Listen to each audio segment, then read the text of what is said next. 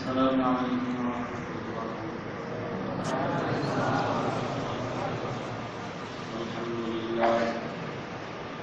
الحمد لله الذي جعل الشمس والقمر بحسبان والنجم والشجر يسجدان وفضل زمانا على زمان كما فضل مكانا على مكان وإنسانا على إنسان ونشهد أن لا إله إلا الله وحده لا شريك له ونشهد أن سيدنا ومولانا محمدا عبده ورسوله صلى الله تعالى عليه وعلى آله وأصحابه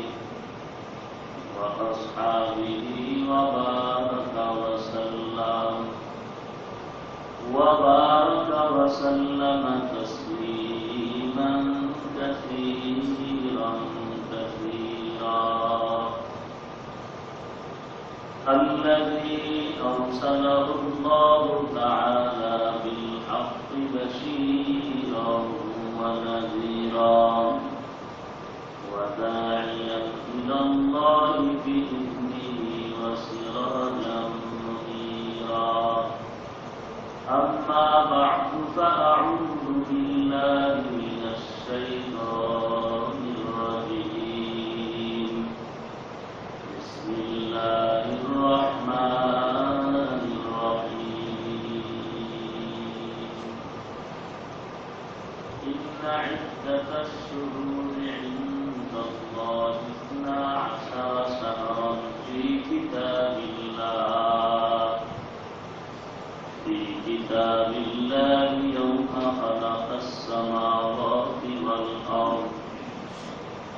خلق السماوات والأرض منها 4 حرم فقال النبي صلى الله عليه وسلم صوموا عاشوراء وخالفوا فيه اليهود وصوموا بعده أو قبله يوما أو كما قال النبي عليه الصلاة والسلام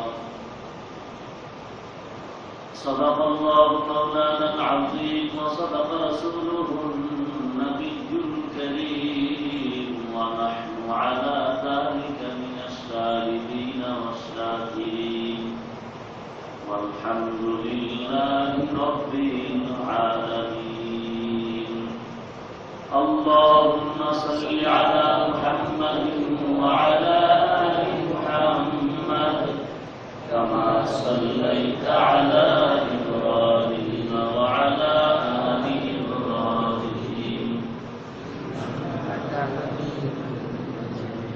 اللهم بارك على محمد وعلى آل محمد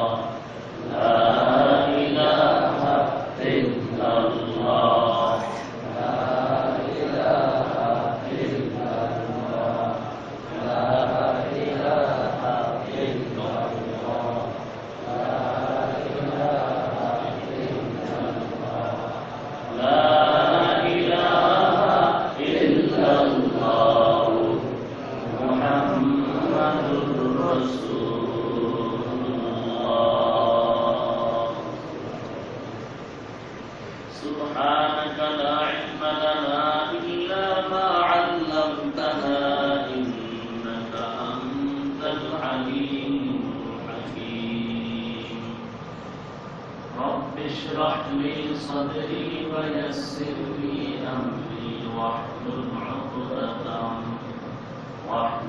عقدة من لساني يفقهوا قولي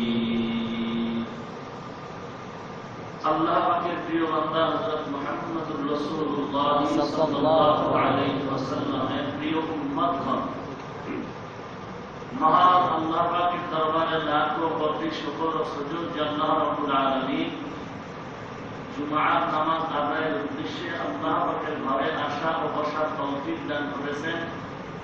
নিয়ামতের শুকর আদায় করি আলহামদুলিল্লাহ।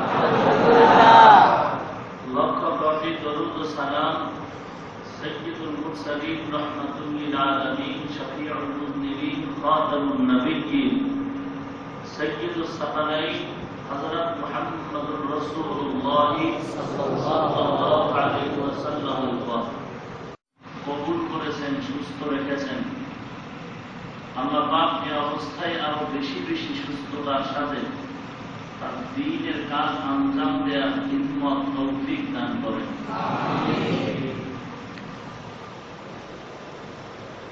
সূরা তাওবা 36 নম্বর আয়াতে কারিমার অংশ বিশেষ তেলাওয়াত করেছে। রাসূল আরবি সাল্লাল্লাহু আলাইহি ওয়াসাল্লামের অসংখ্য হাদিস শরীফের মধ্য থেকে এক হাদিস পড়েছে। আল্লাহ বলেন, ইন্না ইদ্দাতাশ শুহুরি ইনদাল্লাহি 12 শাহরান, নিশ্চয়ই গণনার দিক থেকে আল্লাহর নিকট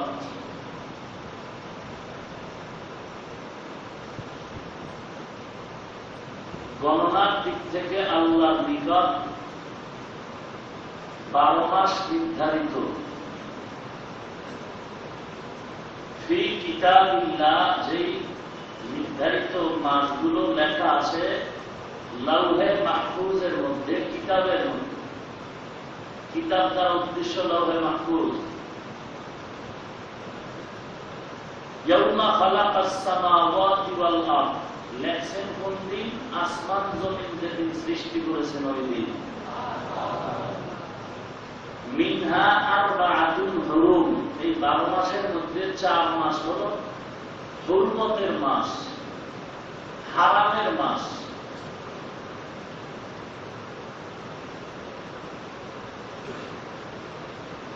যালিকা দীনুল কাইয়িম, এটাই সঠিক সিদ্ধান্ত এবং এটাই নির্ধারিত আল্লাহর সঠিক দ্বীন বা ধর্ম।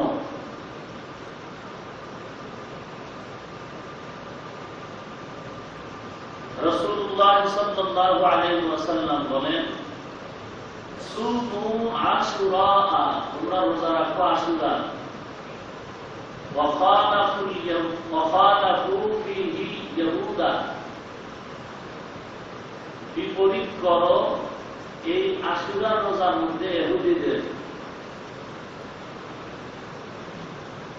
সুমু ক্বাবলাহু আও বা'দাহু ইয়াওমান, আশুরা আগে অথবা পরে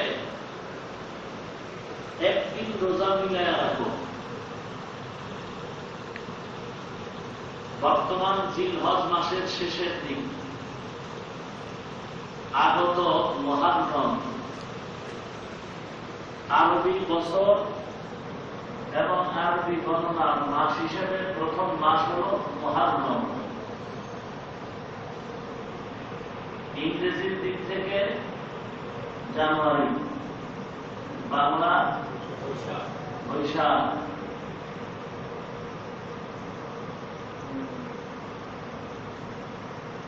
আল্লাহ বাকি 12 মাস আসমান জমিন সৃষ্টির দিন নির্ধারণ করে দিয়েছেন এবং 12 মাসের মধ্যে আরবাআতুল হুরুম, 4 মাসের মধ্যে হুরমত সাবেত করেছেন, হারাম। তার মানে জিলকাদা, জিলহজ্জা, রজব আর মুহররম, এই 4 মাস। এখন জিলহজ, আগে গেল জিলকাদা, আর হলো শাবানের আগের মাস রজব, আর সামনে আসতেছে মুহররম। এই 4 মাসে আল্লাহ নির্ধারিত করে দিয়েছেন 12 মাসের এই 4 মাস, এই নির্ধারিত 4 মাস রজব, জিলকাদা, জিলহজ্জা আর মুহররম, এই 4 মাসে যুদ্ধ করা সম্পূর্ণ নিষেধ। কোন যুদ্ধ, দ্বন্দ্ব, ঝগড়া, পাল্টা কোন আন্দোলন এই 4 মাসে নিষিদ্ধ। সিদ্ধান্তটা আসমান জমিন সৃষ্টির দিন আল্লাহ করেছেন, নবীদের মাধ্যমে আল্লাহ জানিয়ে দিয়েছেন, এবং কাফের, মুশরিক, মুসলিম সবাই এই 4 মাসে কোনদিন যুদ্ধ বিগ্রহ করত না। আল্লাহর এই আইনকে কাফের, মুশরিকরাও মানত। কোরআন শরীফে এই সূরা তাওবার আগে পরে আবার আল্লাহ বলেন, কাতিলুল মুশরিকিন হাইসু ওয়াজাদতুমুহুম, হত্যা করো মুশরিকদেরকে, মুনাফিকদেরকে যখন যেখানে পাও।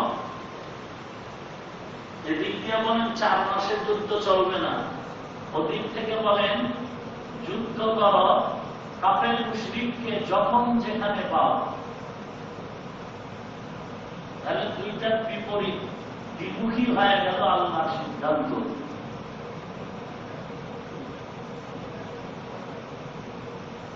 আগের 4 মাস হারাম করা হয়েছে, যুদ্ধ চলবে না। পরে আল্লাহ বলেন মুশরিকদেরকে হত্যা করো যখন যেখানে পাও। তাহলে আগের আয়াত আর পরের আয়াতে বিপরীত দিক হয়ে গেল।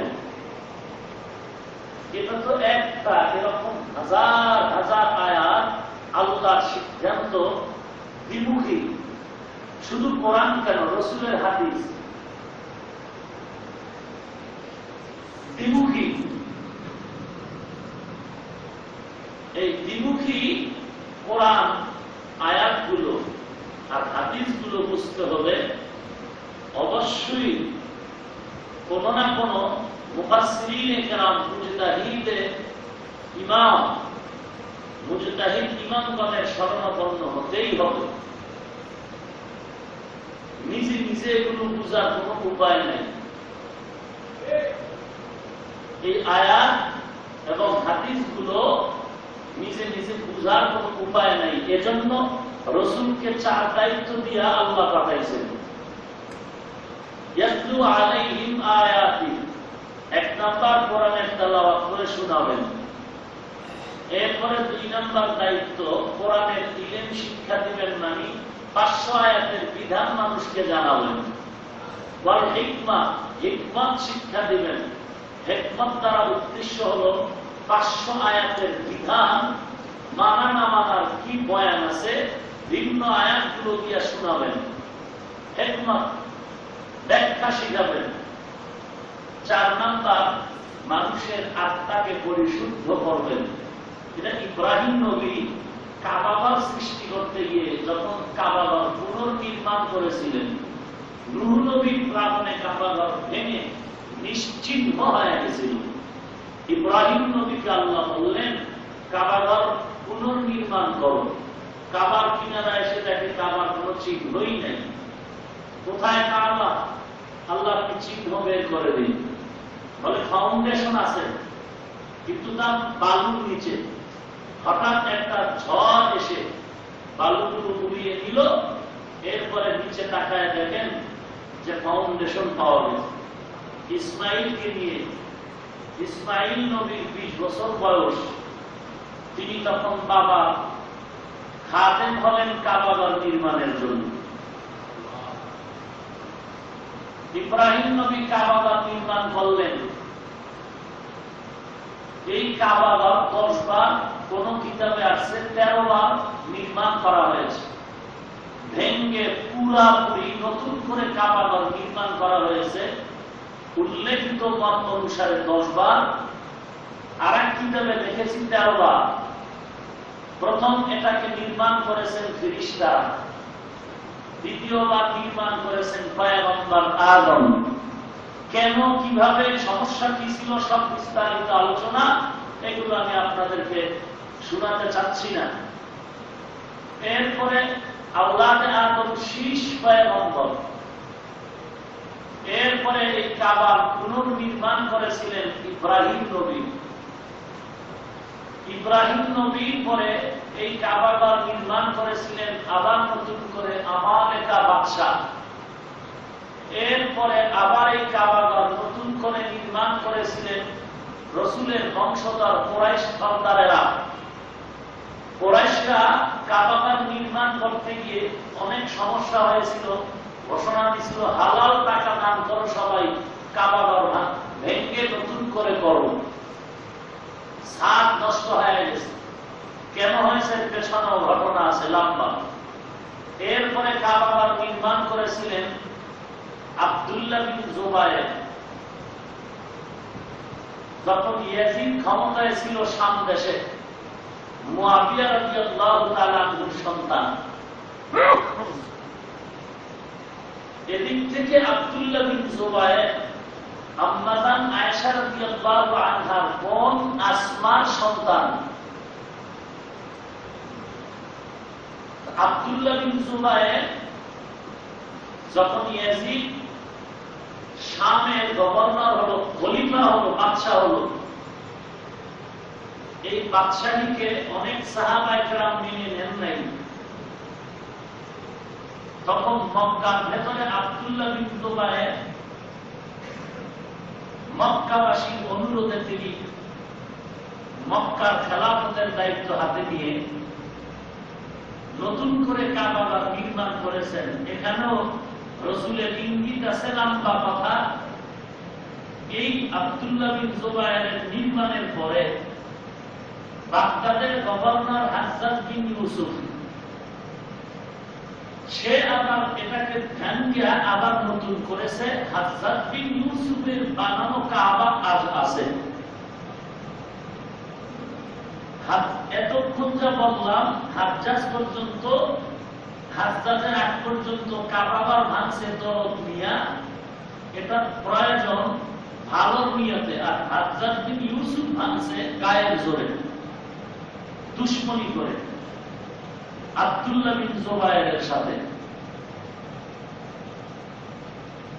তো বলতেছিলাম, ইব্রাহিম নবী দোয়া করেছিলেন আল্লাহর দরবারে, আল্লাহ তুমি আমার বংশ ইসমাইলের বংশে এমন একজন নবী পাঠায় 4 দায়িত্ব দিয়া, 4 দায়িত্ব দিয়ে তুমি একজন নবী পাঠাইও।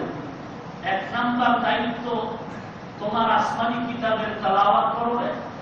2 নাম্বার দায়িত্ব ওই কিতাবের ইলম শিক্ষা দিবে। 3 নাম্বার দায়িত্ব ওই কিতাবের ব্যাখ্যা শিক্ষা দিবে একমত। 4 নাম্বার দায়িত্ব অপরিশুদ্ধ মানুষের অন্তরকে পরিশুদ্ধ করবে। সূরা জুমআর মধ্যে আল্লাহ পাক ইব্রাহিম নবীর দোয়া কবুল করে আয়াত নাযিল করে দিলেন, আমি 4 দায়িত্বের নবী পাঠাইলাম, তবে তুমি যে সিরিয়ালে বলছো আমি আল্লাহর সিরিয়াল অন্যরকম। তুমি দোয়া করেছিলে 8টাকে শুদ্ধ করার সিরিয়াল ছিল শেষ, আর আমি আল্লাহ 8টা শুদ্ধির সিরিয়াল দিছি 2 নম্বরে। রসুলের দায়িত্ব হবে 1 নম্বরে কোরআনের তেলাওয়াত শোনাবে, 2 নম্বর দায়িত্ব মানুষের আত্মাটাকে শুদ্ধ করবে, 3 নম্বর দায়িত্ব ইলম শিখাবে, 4 নম্বর দায়িত্ব হিকমত শিখাবে।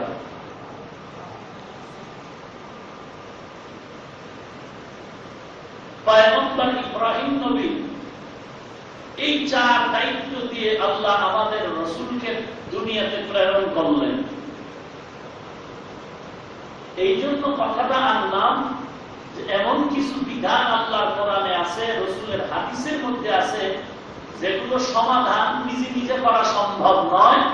অবশ্যই ওস্তাদের নিকটে বিনয়ের সাথে শরণাপন্ন হতে হবে। বেশি জানাও ধ্বংসের কারণ, মূর্খতাও ধ্বংসের কারণ। পৃথিবীতে একজন জগৎ বিখ্যাত মুফাসসির হলেন মাহমুদ আবু বকর বা মাহমুদ বকর। প্রসিদ্ধ তার পরিচয় হল আল্লামা জামাখশরী রাহমাতুল্লাহ আলাইহি। জগৎ বিখ্যাত একজন মুফাসসির এবং দার্শনিক যিনি তাফসীরে কাশফ লিখেছেন, ওনার লিখিত এই তাফসীর যদি কেউ অধ্যয়ন করে, যথেষ্ট পরিমাণ জ্ঞান নিয়ে অধ্যয়ন করলে বুঝবে, নাহলে কিছুই বুঝবে না। আমার মতো 50,000 আলেম তার তাফসীর বুঝতে কত রাত্রে ঘুম নষ্ট করতে হবে কোনো হিসাব নাই।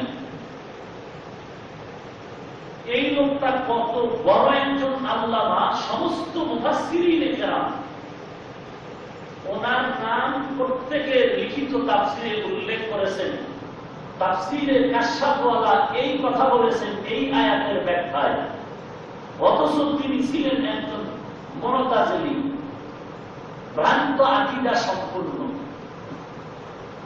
প্রথমে হন নাই, প্রথমে ছিলেন আহলে সুন্নাত ওয়াল জামাত। হাদিস শরীফে রাসূল বলেন বনী ইসরাইলের দল হবে কয়টা? 72, আর আমি রাসূলের উম্মতের দল 73। এই 73 ফেরেশতা হবে কুল্লুহুম ফিন্নার, সব জাহান্নামী, ইল্লা বিল্লাতুন ওয়াহিদা, এক দল জান্নাতি। ক্বালা মান হিয়া ইয়া রাসূলুল্লাহ, নাজাত প্রাপ্ত দল তারা কোনটা? বলে মা আনা আলাইহি ওয়া আসহাবি, আমি এবং আমার সাহাবায়ে কেরাম যেই রাস্তার উপরে, যেই পথের উপরে, এই পথে যারা থাকবে তারা নাজাত পাবে। সুবহানাল্লাহ।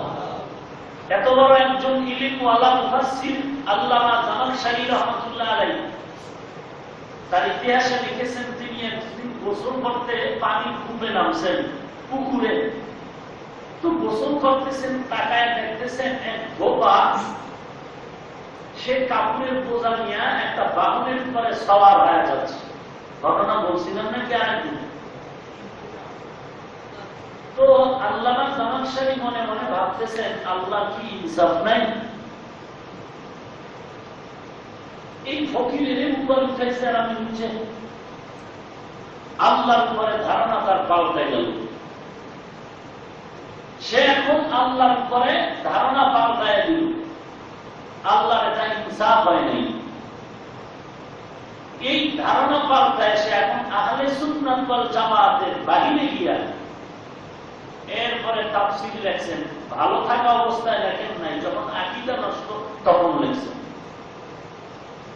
এই যে 72 কাতার জাহান্নামী দল, এদের এই 72 দল কোন হিন্দু, অমুসলিম, খ্রিস্টান, ইহুদি কেউ না, সব নবীর উম্মত মুসলমান। নবীর উম্মত 72 দলের ভেজাল কি? মুফাসসিরিনে কেরাম, মুহাদ্দিসিনে কেরাম লিখেছেন এই 72 দলের মাঝে ভেজাল হবে আকীদা নিয়া। আকীদা নিয়া বিশ্বাস, তাকদীরে বিশ্বাস করে না। কেউ আবার তাকদীরকে এমন বিশ্বাস করছে যে বান্দার কোনো ক্ষমতাই নেই, গুনাহ করলেও কোনো সমস্যা নাই, সব তাকদীরে লেখা আছে। এই যে আকীদার বেলায় মতবিরোধ হইয়া 72 দল, এর মধ্যে মূল দল 8 দলের মধ্যে শাখা দল, যেমন মুতাজিলা এক দল, এদের উপদল 20। এই শিয়া আছে এক দল, শিয়ার মধ্যে আরো উপদল আছে 22 দল। খাওয়ারেজ এক দল, খারিজি কয় খারিজি। এইরকম মার্জিয়া এক দল, মুশাব্বিহা এক দল, নাজিয়া এক দল। এই নাজিয়া দলটাই শুধু নাজাত প্রাপ্ত দল, 73-এর এক দল, আর 72 বাকি সব, এরা সব জাহান্নামী। সমস্যা কি এদের? আল্লাহরে মানে না? অবশ্যই মানে, আকীদায় ভেজাল। কিতে ভেজাল? আকীদায়। আর আমলের দিমতে তো দল যে কত কোটি আর হিসাব নাই। যেমন কেউ হাত এখানে বাঁধে, কেউ নাভির নিচে বাঁধে। হাদিস শরীফে 2 হাদিস আছে, নাভির নিচে বুকের উপরে। কিন্তু অনেকের দেখছি যারা বুকের উপরের হাদিস বাঁধতে গিয়া বুকে হাত বাঁধে না, বাঁধে হয়তো ব্যানের উপরে। তাও হাত বাঁধার নিয়ম কি? বাম হাতের উপরে ডান হাত থাকবে, এর নিয়ম। কিন্তু ওইভাবে না বেঁধে এরকম বাঁধে। এইভাবে বাঁধার কোন সুন্নত তরিকা কোন হাদিসে নাই। আমলের ইখতিলাফ। আমিন আস্তে বলা, জোরে বলা, যারা জোরে বলে একদল, যারা আস্তে বলে আর একদল। এই আমলের বেলায় দল যে কত কোটি এর হিসাব নাই। কিন্তু এই ৭২ দল যে বিভক্ত শুধু আকীদার বেলায়, শুধু আকীদার বেলায়। আর আকীদা যদি কুফরির দরজায় পৌঁছে যায় তারা চিরস্থায়ী জাহান্নামী। আর যদি আকীদাটা এমন হয় যে কুফরির দরজায় পৌঁছে নাই, তাহলে সে কিছুদিনের জন্য জাহান্নামে যাবে, শাস্তি ভোগ করে জান্নাত পাবে। যেমন শিয়াদের আকীদা, শিয়া গোষ্ঠী, এদের আকীদা হলো মুহাম্মদ নবী না, মূলত নবী আলী। আলীরই জিবরাইল আমিন পাঠাইছে। জিবরাইল আমিন আল্লাহর অর্ডার নিয়ে আলীর কাছে ওহী নিয়ে আসছেন। আলী মুহাম্মদের বলছে, আমি নবী, তুমি মানুষের কাছে দাওয়াত দাও। মুহাম্মদ মানুষের কাছে দাওয়াত দিতে গিয়ে নিজেই নবী দাবি করছে। এই আকীদার কারণে সাহাবায়ে কেরামদেরকে শিয়ারা বলে কাফের, কারণ এরা আলীকে নবী মানে না। এই আকীদার কারণে সমস্ত শিয়া 22 দল, 22 দল। বর্তমানে যে শিয়া দলটা আছে 22 দলের শেষ দলেরা ইমামিয়া, তাদের নাম ইমামিয়া। এর মধ্যে 12 জন ইমাম আছে, 11 জন গেছে গা, একজন বাকি আছে ইমাম মাহাদি। ইসনা আশারা 12 জন ইমাম। প্রথম এরা মানে আলী, হাসান, হুসাইন, এর সন্তান জয়নাল আবদিন। এইভাবে অনেক দূরে চলে গেলাম। বলছিলাম 4 মাস যুদ্ধ বিগ্রহ করা হারাম, অথচ আর এক আয়াতে আল্লাহ বলেন যেখানে মুশরিক পাও হত্যা করো। এই প্রশ্নের সংক্ষেপ জবাব হলো, আল্লাহ পাকের বিধানের কিছু সিস্টেম হলো, কিছু আয়াত আল্লাহ পাক নাজিল করে আবার মানসুখ করে দিয়েছেন। মানসুখ, নাসিখ, মানসুখের সূরা 3টা। আয়াত নাজিল করে আল্লাহ এখনো রাখছেন, কিন্তু আয়াতের যে আদেশটা ছিল, আদেশকে আল্লাহ রহিত করে দিয়েছেন। যেমন লাকুম দীনুকুম ওয়ালিয়া দীন, এটার আয়াত আছে, তেলাওয়াত করা যাবে, কিন্তু এর যে হুকুম এটা রহিত হয়ে গেছে। যে বলবে তোমার ধর্ম তোমরা করো, আমাদেরটা আমরা করি। যদি কোন ইসলামী রাষ্ট্রে কেউ বলে লাকুম দীনুকুম ওয়ালিয়া দীনের দলিল দিয়া বলে, এই দলিল চলবে না, এর দলিল রহিত হয়ে গেছে। কেউ যদি মুসলিম রাষ্ট্রে বলে এটা বিদাও। ঠিক তেমনি ভাবে আল্লাহ এখন প্রশ্ন আসতে পারে, আল্লাহ তো সম্মুখ অবগত, কি হবে না হবে সব জানেন, তাহলে এমন আদেশ কেন দিলেন যেই আদেশ আবার রহিত করে নিলেন? বুঝতে আপনাদের কষ্ট হচ্ছে? জরুরি কথা, এমন আদেশ কেন দিলেন আবার রহিত করে নিলেন? সহজ একটি উদাহরণ, রোগী ডাক্তারের কাছে যখন যায়, প্রত্যেক বিচক্ষণ ডাক্তার প্রাথমিক অবস্থায় খুব কম পাওয়ারের ঔষধ দেন, আর বলে দেয় 1 মাস পরে দেখা করবেন।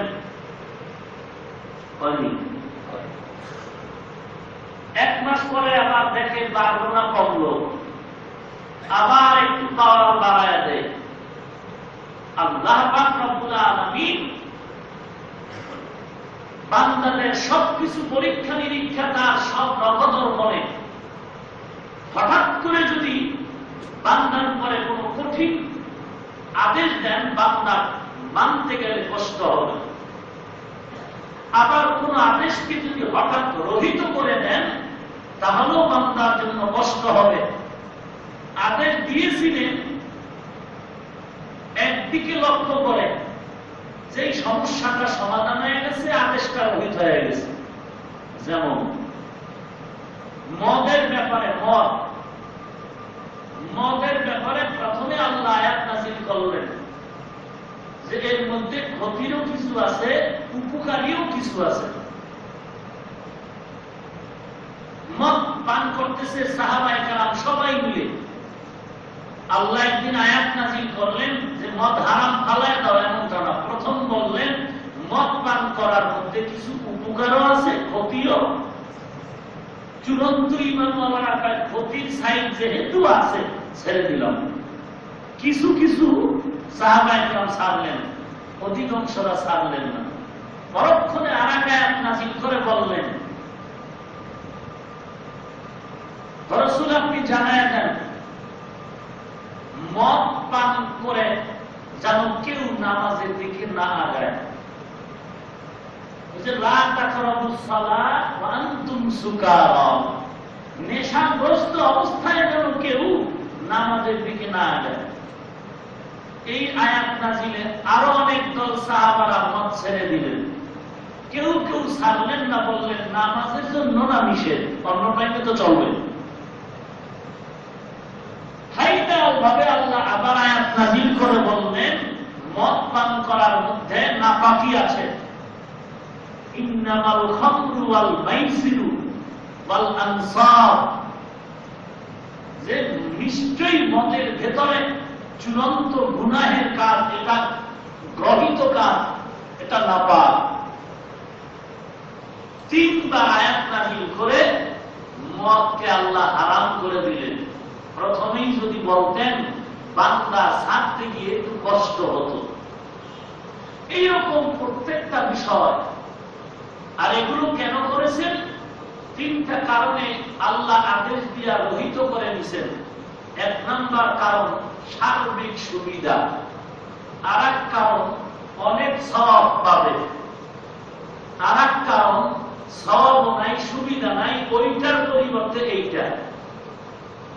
যেমন প্রথমে আল্লাহ পাক যুদ্ধক্ষেত্রে আদেশ দিয়েছিলেন একজন মুমিন 10 জন কাফেরের সাথে যুদ্ধ করতে হবে। এটা ছিল, এটাকে সহজ করলেন কিভাবে? আস্তে আস্তে শেষ পর্যন্ত বললেন আল্লাহ ঈমান দুর্বল, অতএব একজনে একজনের সাথে যুদ্ধ করবে। এটা হলো সহজ সওয়াব। সওয়াব হলো রমজানের রোজা ফরজ হওয়ার আগে মুহররম মাসের রোজা ফরজ ছিল। আল্লাহ রাব্বুল আলামিন রমজানের রোজাকে ফরজ করে দিয়া উম্মতের বান্দার সওয়াবকে আরো বাড়ায় দিয়েছেন।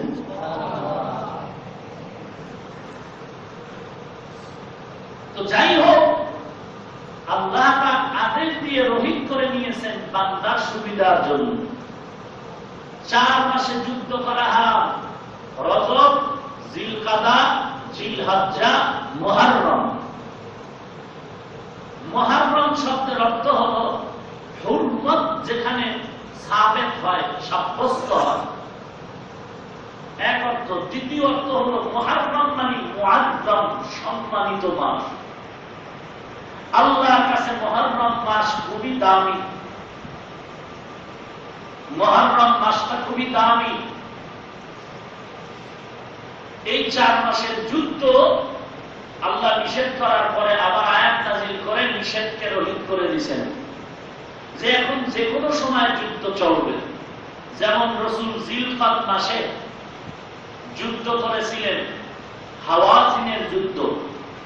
এই যুদ্ধ গিয়া জিলহজ্জাও করেছিল।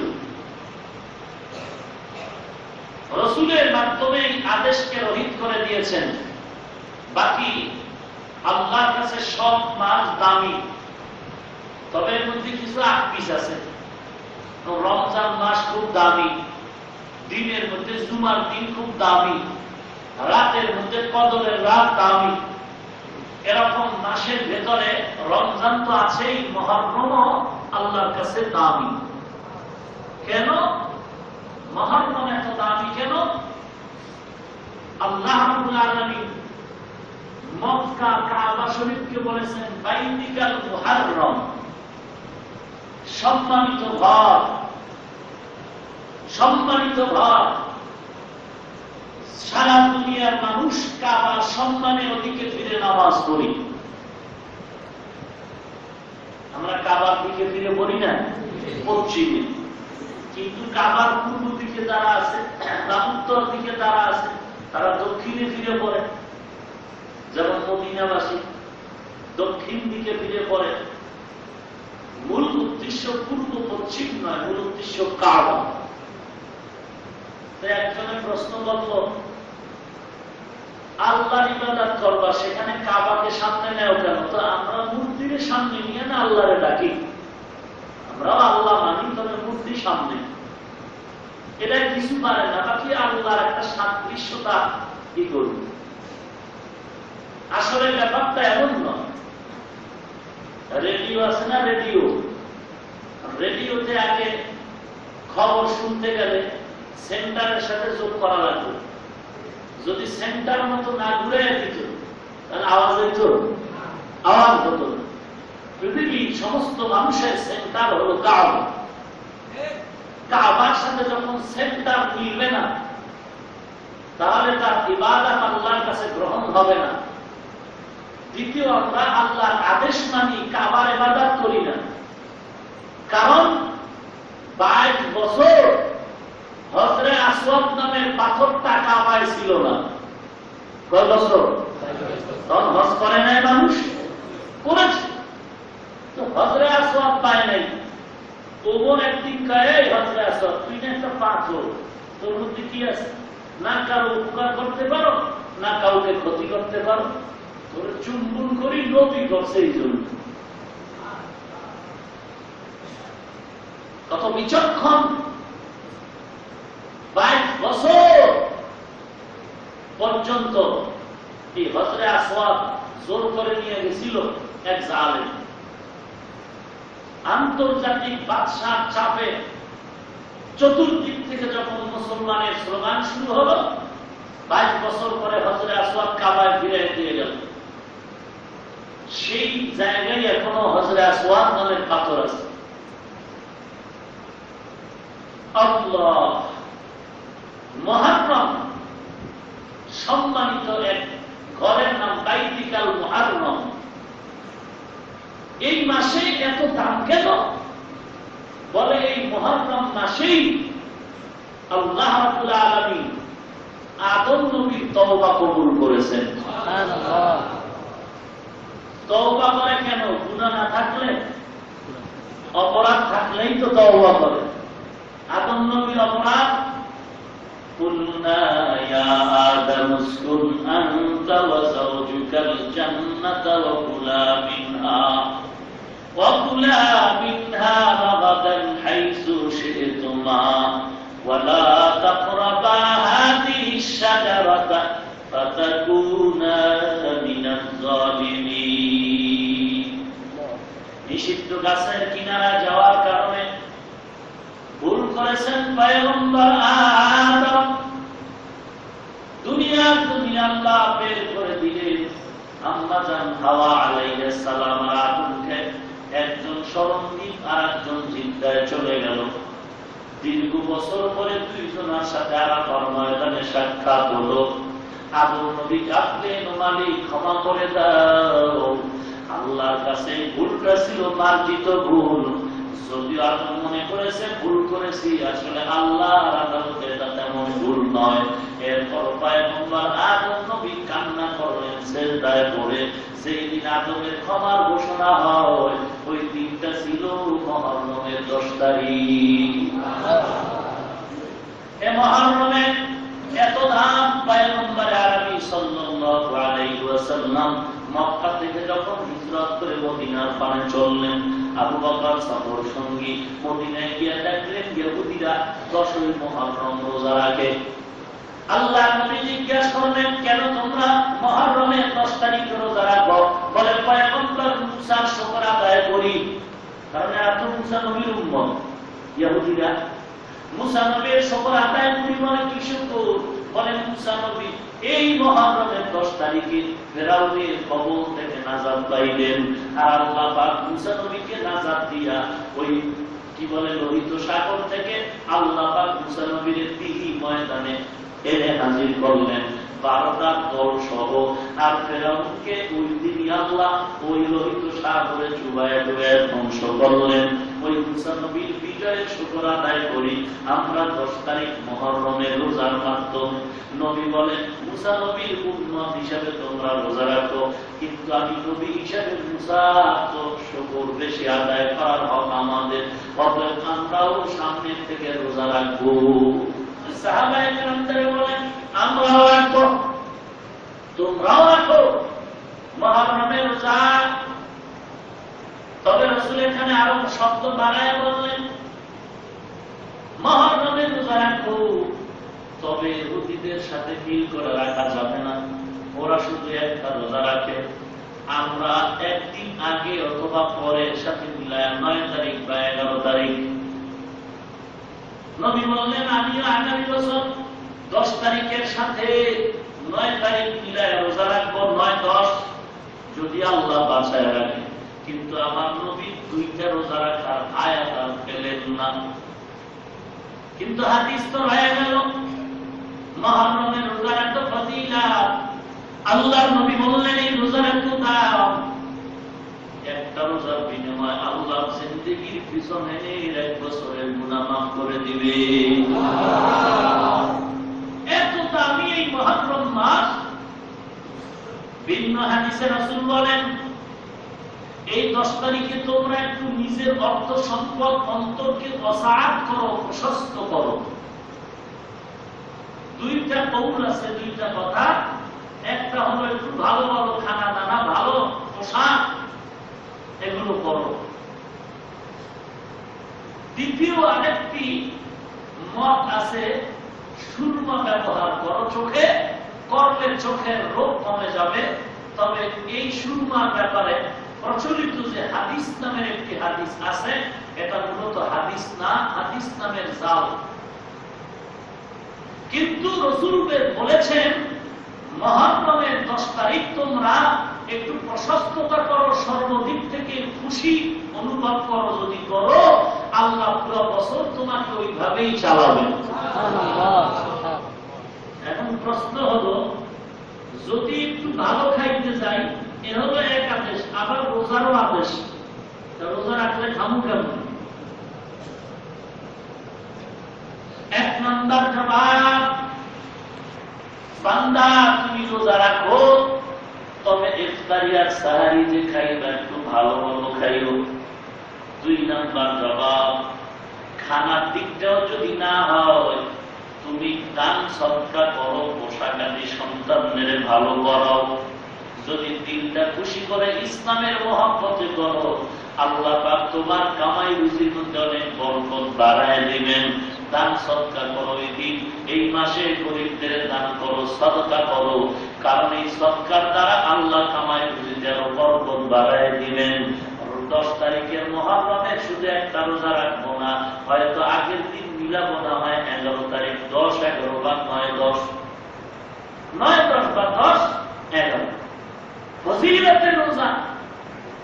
কেউ কেউ লিখেছে এই মাসে শুক্রবার, বৃহস্পতিবার, শনিবার 3টা যদি রোজা রাখে, কোন নির্ধারিত না নাই, শুরু দিয়া যদি 3টা রোজা রাখে, আল্লাহ পাক তাকে 7 বছর 7 বছরের ইবাদতের সওয়াব দান করবে। ইবাদতের মাসে দামি মাস, এবার এটাকে বলে আশুরা। আরবি এবার হাদিসের এবার আশুরা। আশুরা আশারাম থেকে, আশার মানে 10, আরবি শব্দ গণনা হিসাবে আশারুন মানে 10, সেখান থেকে আশুরা মানে এই দিন আল্লাহ পাক আম্বিয়া ইকরামদেরকে 10টা নিয়ামত দিয়েছিলেন। কয়টা? 1 নম্বরে পয়গম্বর আদমের তওবা কবুল করেছেন এই দিন। পয়গম্বর আদমের তওবা কবুল হয়ে গেল, পয়গম্বর আদম আল্লাহর কাছে বড় প্রিয় হয়ে গেল, মনটা বড় খুশি হয়ে গেল। এই দিনটা ছিল 10ই মুহররম। 2 নাম্বার, আল্লাহ পাক রব্বুল আলামিন পয়গম্বর ইদ্রিস আলাইহিস সালামের মাকাম বাড়াইছিলেন 10 তারিখ মুহররম। ইদ্রিসের মাকাম বাড়াইলেন। কেউ কেউ লিখেছেন কি মাকাম, বলে আল্লাহ পাক ঈসা নবীর মতো ইদ্রিস নবীকেও আসমানে নিয়ে গেছেন। 2 নাম্বার গেল। 3 নাম্বার, নূহ নবীর কিস্তি চলছে সাগরের মধ্যে, দীর্ঘ কয়েক মাস প্লাবন চলতেছে। যেদিন মুহররমের 10 তারিখ ওই নূহ নবীর কিস্তি জুদি নামক পাহাড়ে গিয়া ভিড়ছিল, ওখানে গিয়া দাঁড়ায়ছিল, লঙ্ঘন করেছিল মুহররমের 10 তারিখ। আল্লাহ পাক পয়গম্বর নূহ নবীর মাধ্যমে আবার নতুন করে পৃথিবীটাকে নতুন করে আবার করলেন। এই মুহররমের 10 তারিখ থেকে শুরু, নাজাত পাইলেন তুফান থেকে। পয়গম্বর নূহ নবী আল্লাহর এত নেক বান্দা। নূহ শব্দের অর্থ ক্রন্দন। নূহ নবী আল্লাহর কাছে এত ক্রন্দন করেছেন যার ভাষা নাই। আল্লাহ তখন নূহ নবীকে ডাক দিয়েছে, নাম ধরে ডাকছে, নো ক্রন্দন করনেওয়ালা বান্দা, ইয়া নূহ, তুমি তো বড় ক্রন্দনকারী আমার দরবারে। আল্লাহ দরবারে এত কান্নাই কাঁদতেন পয়গম্বর নূহ। আল্লাহ পাকের জন্য নূহ নবীকে মুহররমের 10 তারিখ নাজাত দিলেন। 4, পয়গম্বর ইব্রাহিম নবীর জন্ম হলো এই 10ই মুহররম এবং নমরুদের আগুন থেকে নাজাত পেয়ে বেরিয়ে আসলেন 10ই মুহররম।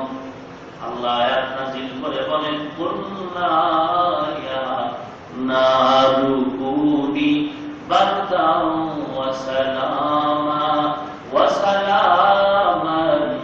আলা ইব্রাহিম।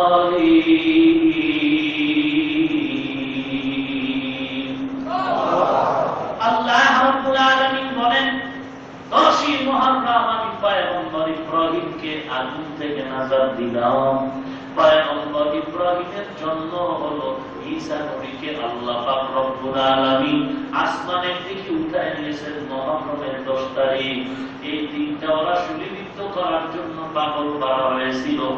এর দলের লোকেরা মেরে ফেলবে ঈসা নবীকে। আল্লাহ বলেন, মারতে তো পারবই না, আমি আল্লাহ ওদেরকে ধাঁধায় ফেলে দিলাম, আর ঈসাকে আমি আসমানে নিরাপদে তুলে নিয়ে গেলাম। বাইতুল মুকাদ্দাসে ঈসা নবী বয়ান করতেছিলেন, হঠাৎ করে আওয়াজ জিবরাইল আগমন করলেন। ঈসা নবীকে উঠায় নিয়ে গেছে, আবার এই জমিনের মধ্যে আল্লাহ পাঠাবেন। আবার যেদিন কিয়ামত কায়েম হবে, এই 10ই মুহররম কায়েম হবে এই জমিনের মধ্যে কিয়ামত। 10ই মুহররম এত দামি একটা সম্পদ উম্মতের জন্য, সব আমার আখিরি নবীর জন্য হাদিয়া। কিন্তু আজ যা বলতেছি বরকতের কথা, বরকত তো হয় না, চূড়ান্ত অপকর্মে লিপ্ত হয় এই মাসে। অনেক আছে এই মাসে বিয়ে শাদী নিষেধ আছে, কি আপনাদের ফ্রেন্ডসরা বিবাহ শাদী করায় না,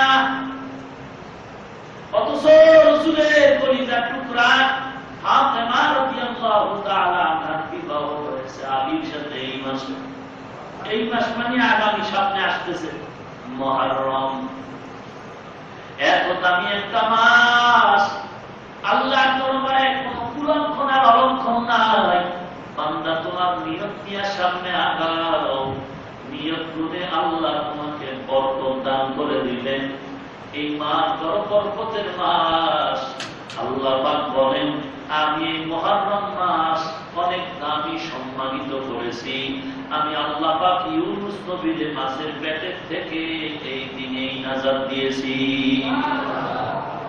ইউনুস নবী মাছের পেটের অন্ধকারে বসে বসে আল্লাহ স্মরণ করেন, লা ইলাহা ইল্লা আনতা সুবহানাকা ইন্নী কুনতু মিনাজ জালিমিন। আমি ইউনুস নবীর দোয়ার কারণে, মুহাব্বতের নজরে মাছের পেট থেকে নাজাত দিলাম 10 তারিখের মুহররম। আমি আল্লাহ সুলাইমান পয়গম্বরের একবার ক্ষমতা শিখে দিয়েছিল, একবার ক্ষমতা, কারণ পয়গম্বর সুলাইমানের আল্লাহ একটা আংটি দিয়েছিলেন, আংটি। এই আংটির তাবে বানায় দিলেন জিন ভূত শয়তান যা আছে সব সুলাইমানের গোলাম আংটির কারণে। একদিন আংটি খুলে পয়গম্বর সুলাইমান গোসল করতে গেলেন, বিবি সাহেবার কাছে আংটি রেখে গেলেন।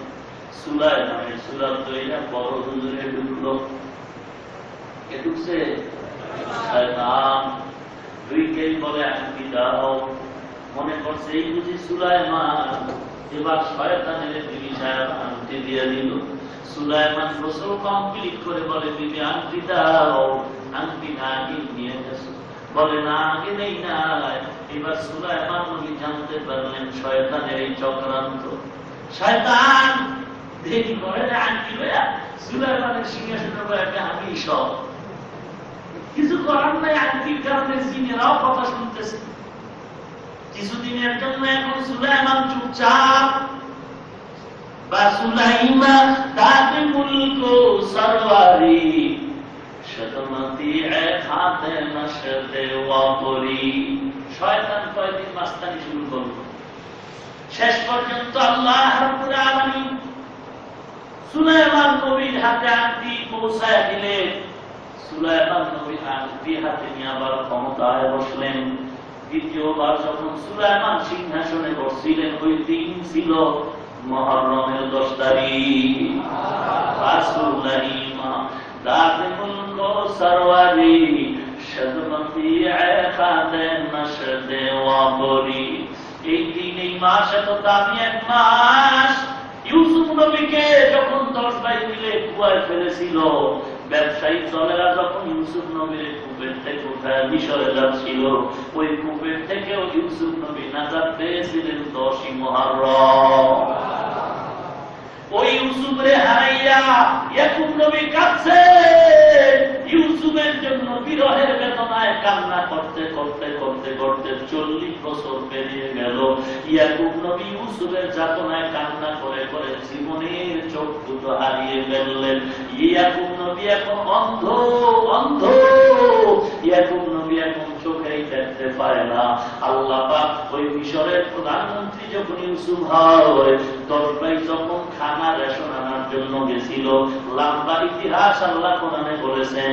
ইউসুফ নবী বলছেন, যাও শেষ পর্যন্ত পরিচয় দিয়া বলে আমার বাবারে গিয়া সালাম জানাইও, আর আমার বাবা আর মাকে নিয়ে তাড়াতাড়ি চলে আসবা, আর আমার গায়ের জামাটা নিয়ে যাও।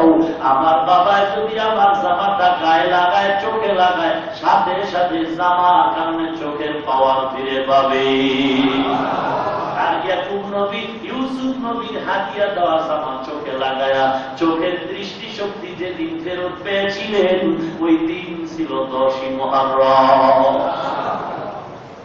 এরপরে বাপ বেটা মা সব চলে গেল। ইউসুফ নবীর মা না ছোটবেলা মারা গেল, তো ইউসুফ নবী বললেন আব্বাকে আম্মাকে তোমরা সবাই চলে আসবা। আম্মা মানে এখানে খালা, মায়ের হুকুমে। খালাও তো মায়ের হুকুম। আল্লাহ পাক ইউসুফ নবীর স্বপ্ন দেখাইছেন 6 বছর বয়সে, আর এই স্বপ্ন পূরণ করলেন। ইন্নী রাআইতু আহাদা আশারা কাওকাবাও ওয়াশ-শামসা ওয়াল কমারা রাআইতুহুম লি সাজিদিন। আব্বা গো, আমি স্বপ্নে দেখলাম চাঁদ আর সূর্য আর 11টা তারকা আমারে সিজদা করে। ইয়াকুব নবী বলেন, সন্তান এই স্বপ্নের খবর যেন তোর 10 ভাই না জানে। আল্লাহ এই স্বপ্ন দেখায় ইয়াকুবের অন্তরে রাইখা দিলেন। ইয়াকুব নবীর থেকে চক্রান্ত করে ভাইদের নিয়ে গেল। 40 বছর 42 বছর পর আল্লাহ পাক এইবার ইউসুফ নবীর দরবারে সবাই নিয়ে যাচ্ছে। ইয়াকুবও যায়, বিবিও যায়, সন্তানরা গিয়া। সাথে সাথে ইউসুফ নবী এই সিংহাসনে বসে আছে, আর মা বাবা 11 ভাই গিয়া ইউসুফ নবীর সামনে সিজদায় পড়ে গেল।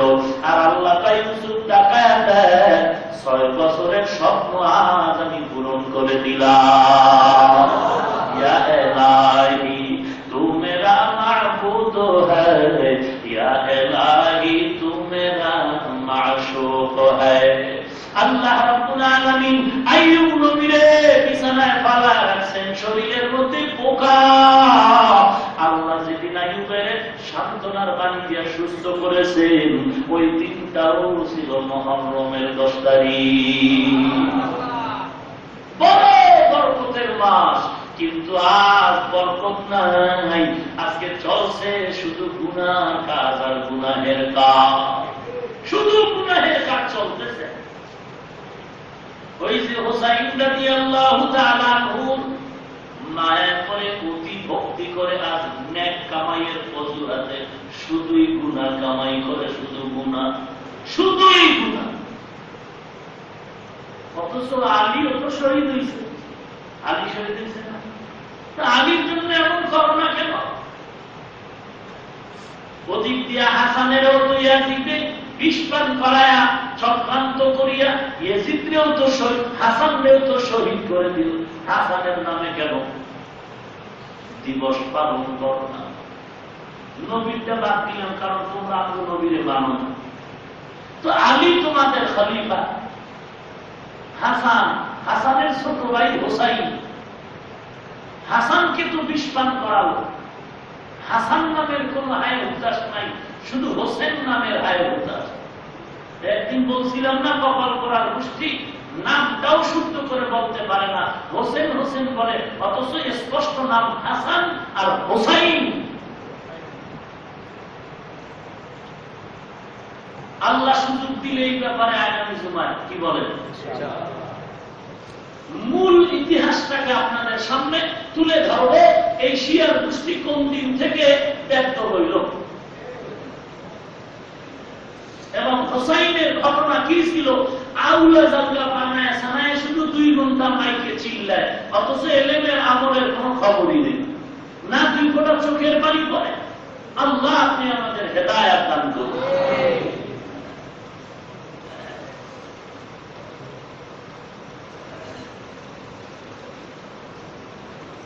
গত জুমায় 19,920 টাকা। আল্লাহ আরো বাড়ায় দেন, আপনারা না দিলে বাড়াইব বেশি বেশি।